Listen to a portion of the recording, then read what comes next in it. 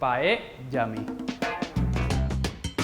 We're gonna show you today how to do the traditional Paella Valenciana with an Aussie twist.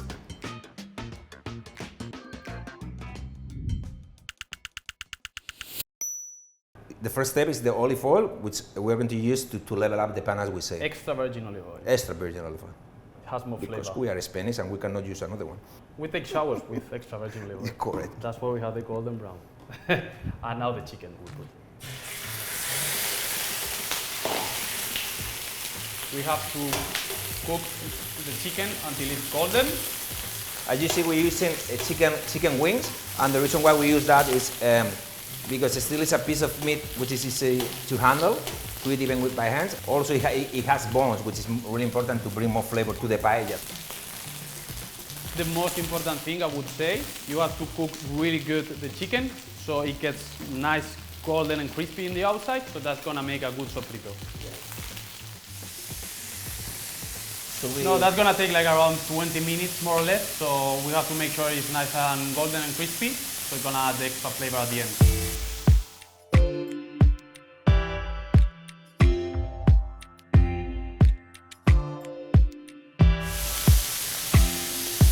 This is the perfect looks of the chicken for the paella. What we're gonna do, we just lower the heat, and we're just gonna set the chicken on the side, so it keeps warm, but it doesn't keep cooking. And now you'll see all the fat and all the chicken skin that's been there. And now we add the snow peas. The snow peas. If you don't have a snow peas, you can use instead green beans. Green beans. If you get the flat green beans, better. Paella in Spain is a kind of a social food. It's like the barbecue here for the Aussies. So you normally cook paella when you get catch up with the family or friends. Always with a glass of wine. With a glass of wine or a beer. Now we add butter beans once this has been cooked. Usually in Spain we use a bigger one which is called garrofó. So they are like kidney beans, but we cannot find them here. So the most similar that we have found is the butter beans. I think the flavor is amazing and also the texture is. Now once the butter beans are ready, you see the golden as well. We put the garlic in. So you want to like stir it a bit for like 30-40 seconds. Yeah, to be sure that it doesn't get burned. Exactly. Then you add the paprika. We just put the paprika for like few seconds so it doesn't get burned. And then you add the tomato. And then you keep the tomato in the center because as you see the tomato has a lot of water. So first you have to evaporate all the water before it starts cooking the tomato. You will see now all the water is starting to evaporate. And change the color of the tomato. Cook. We can add a bit of salt now. No much, muy poquito. Just a couple of pinches. Nacho is very salty. And too sweet, that's why I need the salt. Now you've seen all the tomato is cooked. You will see that it changed the color and it's a bit darker. Yeah.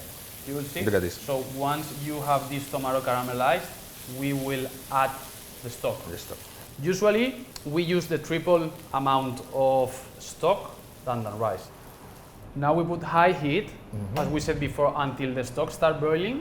Then we add the rice and then we check the seasoning, and if we need more salt, we just add it. And don't forget about the saffron. So it's important about the saffron. The saffron, as you see, we put the saffron in some hot water for a while.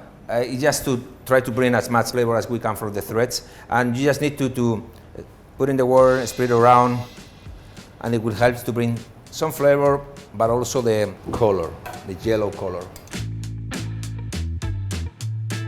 So now the rice, the stock is boiling. We're gonna add the rice. So we usually put in a cross.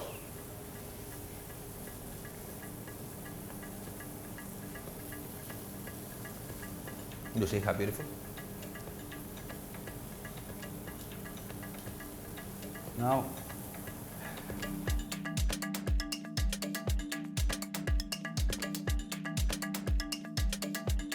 That's really important. More salt. In Spain, always more salt.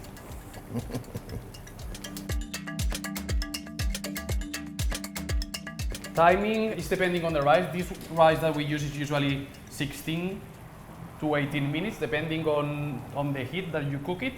So we're gonna cook medium-high heat around 6 to 8 minutes, and then we will twist the pan, because as you can see here, there's a bit more stock than here. So that's what happens when the pan is not 100% even, and we will lower the heat for another 6 minutes. In the sides, there's just 1 grain of rice, and then that's the one that you want to caramelize, because it fries and then the bottom is so crispy that it gives extra flavor. It's also important to say that, as you see, we don't want the rice overcooked. If you see on the top, the rice on the top doesn't look like totally cooked, but it's going to be cooked just with the steam at the very end. Look at the sound. We want to hear that sound. We know that you all were waiting for the... You were waiting for the king ingredient. Spanish chorizo.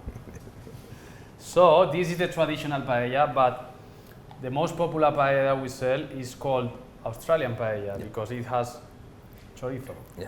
So we just do the twist at the very end for all the happy Australians that love their chorizo. Final result. And that's how you cook a Spanish Paella Valenciana.